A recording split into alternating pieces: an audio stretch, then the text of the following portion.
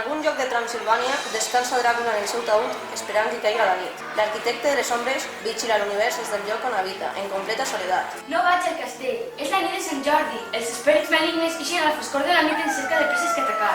Això són supersticions, no tinc por. Si ha d'anar, tinc aquesta creu. El protegirà el mal. Un convidat al castell de Dràcula li porta els documents de la propietat adquirida a Londres. Benvingut a ma casa. Entres lliurement i per la teva pròpia voluntat. El viatge l'haurà esgotat. Descansa. I no isca de l'habitació. Vampirs, éssers malignes que viven de la sang dels altres, morts vivents, llops, ratpenats. Us he dit que no el toqueu!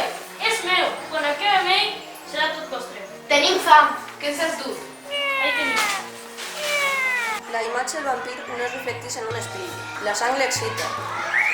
El crucifix el debilita, el fa allunyar-se. Els taüts viatgen cap a Anglaterra transportades en un vaixell. Dràcula vol estendre el seu poder i convertir a les persones en éssers de la seva espècie.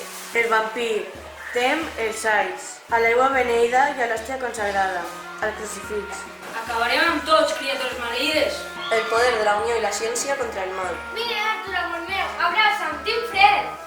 Aparta't, és una morta vivent. Agarra l'estata i el martell, clava-li al cor, sols així descansarà en pau. Misteri, qui serà la pròxima víctima? Seràs meua. Veu aquesta sang.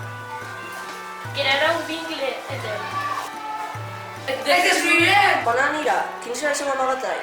Podran acabar amb ell? Mire fixament. L'aigua mou, foscor, viatja cap al seu castell. Allí és insegur. Arribarà el pont dels seus dominis? Entrarà en la seva guarida abans de que els seus perseguidors el destruïsquen?